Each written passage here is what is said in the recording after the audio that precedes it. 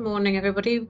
Welcome today to Mandy Scott from the Cinnamon Trust, one of our webinars that we're recording specifically for Dying Matters Week. Mandy, just wonder if we could kick off this morning's conversation by you introducing who you are and tell us a little bit about the Cinnamon Trust, if you wouldn't mind. Yes, certainly. My name's, as you said, Mandy Scott. I'm a coordinator in the Welcome team at the Cinnamon Trust. And the Cinnamon Trust is a specific national charity for the elderly and the terminal in the latter stages of their life. We help with pet care, which seems to be a very, very big worry for any pet owner. And we help with various services. So we help housebound owners with dog walking and care for their pets when they're in hospital. And we also do transport to vets, things like that. So we try and accommodate as much as we can for the needs of the owner. So how did it start, Mandy? Well, our founder, Mrs. Avril Jarvis, saw a huge gap in the market that many years ago in 1985, where the elderly were just being sidelined. And most of the time it was a case of family couldn't take the pet, so they were told they had to rehome their beloved companion, which was not only heartbreaking for them, but they lost the one companion that they could talk to no matter what time of the day or night. And just that, for any animal lover, that love and unconditional love you get from a pet. And it doesn't matter what kind of pet it is, we all have different likes. But she saw the factor that owners were extremely sad when they were taken away from their companions. The companions suffered as well because there's grief both sides. And they may be put into rescue centres, etc. So Mrs. Jarvis set up the trust to alleviate those worries for owners. And she actually was looking for a name for the trust when she lost her beloved Cinnamon at 17 years of age. And it just seemed a lovely dedication to her memory to call the trust the Cinnamon Trust. So that's how we came about. It's a nice story, isn't it? I mean, what I hadn't appreciated about the Cinnamon Trust was that it's countrywide. How far does it spread? Does it include Scotland and Wales, or is it England based, or can you just describe its geography? Yes, certainly. We're UK. So from the top of the map right down to the toe, we cover anywhere we're asked. We'll do our best to help. We also are over in the Isle of Wight as well. And we've got a few people, I believe, in Guernsey, but the main sort of stay is the UK and the Isle of Wight. So you must have a huge number of volunteers. How many volunteers do you have on your? We've got around about 18,000 at the moment. We're always taking on volunteers. We're always happy to welcome new volunteers because they can offer a wealth of help. And it can be singular help, or they can help with multiple tasks. So we're always very grateful for anyone who wants to come on board. So what sort of roles do the volunteers do then? You say sort of single or multiple. What can you do? Right. Well, first of all, we do ask anybody who wants to volunteer with the trust to register with us. And there's a simple registration form to fill out via our website, which is cinnamon.org.uk. And there's a blue band going across the website, and they'll see a white text with volunteer. If they click on that, they can download a form. Basically, to become a volunteer, the form actually asks for people who have empathy with the elderly, animal lovers, and the form itself asks for 3 referees. So that's 2 people they've known for 5 years or more, and 1 professional, but that's in very loose terms. It could be someone who's retired, someone who's a manager, anything like that. When we send out forms to the referees, it's asking about the character of the person. So it's animal lovers, empathy with the elderly, are they responsible, are they honest, because that is a big must, reliable, responsible, do they act well in a crisis, can they almost sort of get together and get their heads together and say, right, this is what we need to do, we'll phone the ambulance, we'll do whatever. Once that's all on board, then we send out a lanyard with an ID badge, which the potential new volunteer is asked to provide as well, a photograph clearly showing their face. And these badges are shown to the owners so that it's proof that they're from the trust. And with regards to what help they can give, it can be dog walking alone. They don't have to offer any more tasks, or they can offer all of the services that we offer, which is transport to the vets, fostering.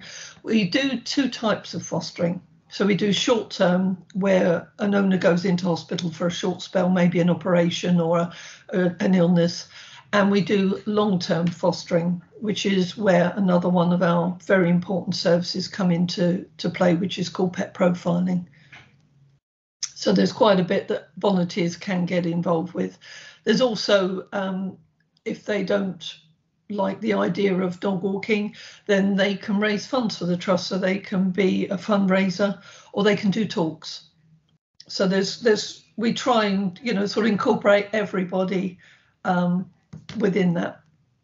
Yeah. What sort of training do your volunteers get, Mandy? I mean, I would imagine from a safeguarding perspective, to protect the individual, but also to protect the volunteer, there must be some degree of training that they have to have before they go into somebody's home, and maybe criminal records bureau checks and things like that. Is what we ask, if they have any criminal records, because that obviously is important. We don't do DBS checks. It is about the character of the person and what feedback the referees give us, because they will be honest and they will highlight any issues that they feel might be concerning. When a volunteer is actually signed up with the trust, they're given a handbook, which they're asked to read completely and sign to say that they agree to abide by the guidelines that we ask them to. We also, within the office, have an aftercare team. So if there are any problems or any worries that the volunteer has about either the owner or the dog, or even both, because that can happen, then they can speak to our aftercare team. So there is support there, and they can speak to any of our coordinators in the office as well. We also have an on-call service that starts when we close the office at 5 o'clock and goes right through to when we open at 9 o'clock the next morning. So there is a coordinator that mans the phone and will act on any emergency calls. excellent. Fabulous. Can I just quickly ask, you talk about dog walking. Yes. So, but will you take any pet? I mean, is there what's the most unusual pet that you've had? But as I say, because obviously some people might have, some people might have, lizards or something like that. So will you support any pet?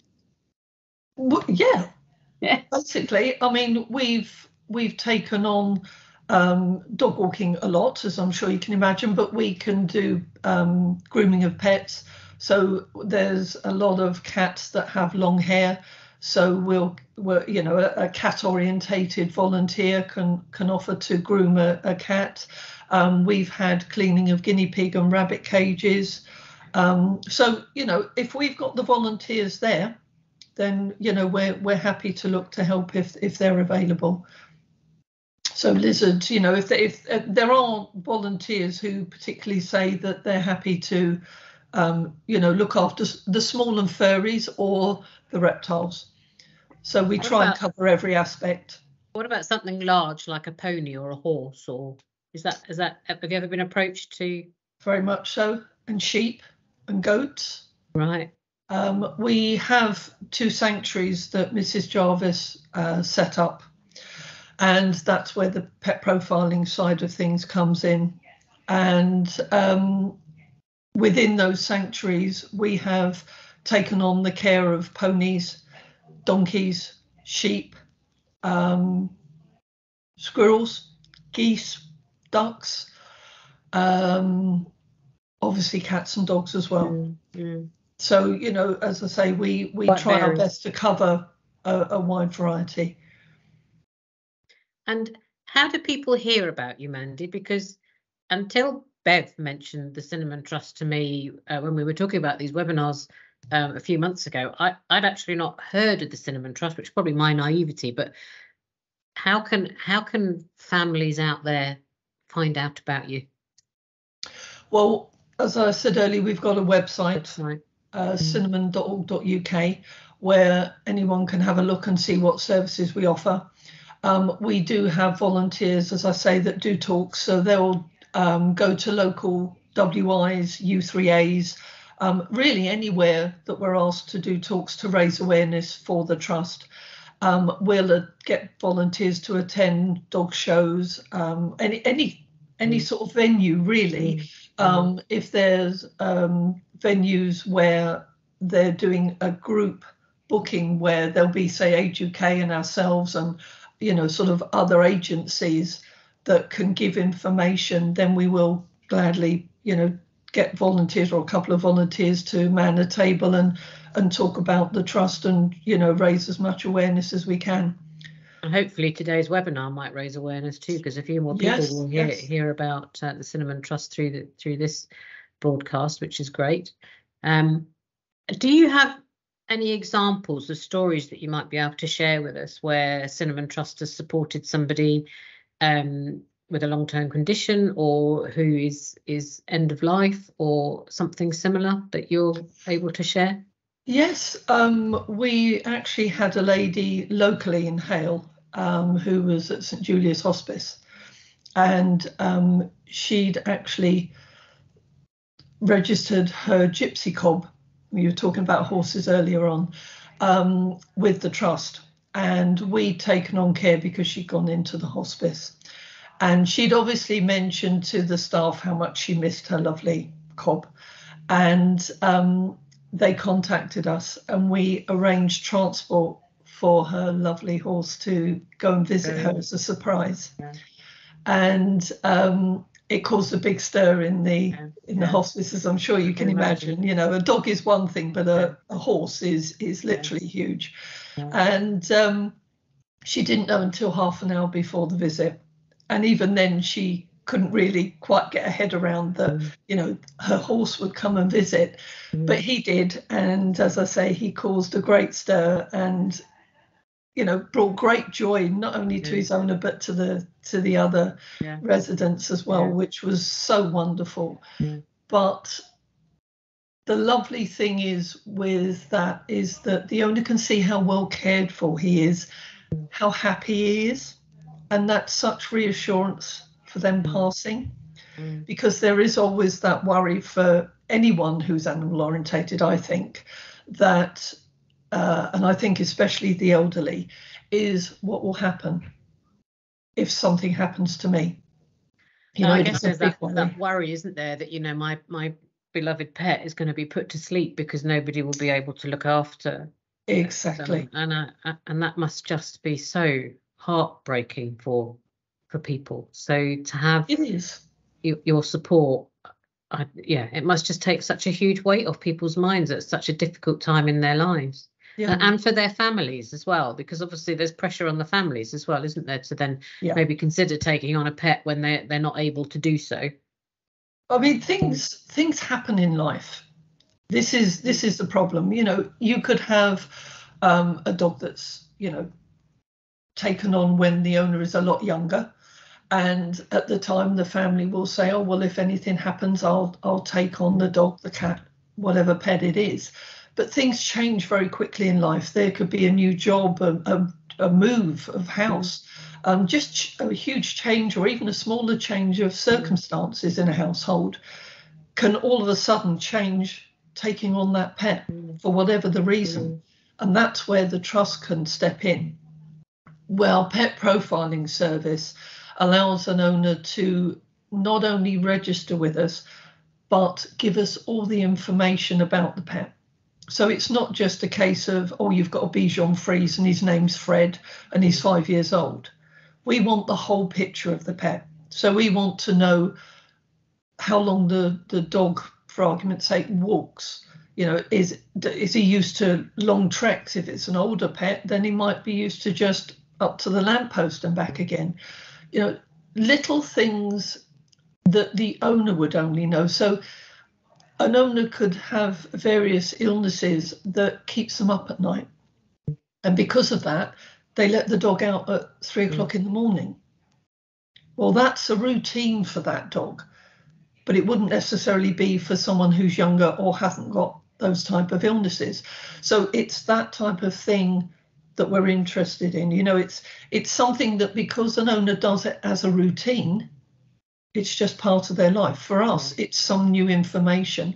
It's information that is valuable to pass on to a volunteer, because our pets go to volunteers' homes or they go to the sanctuary if they're elderly pets and they need more care.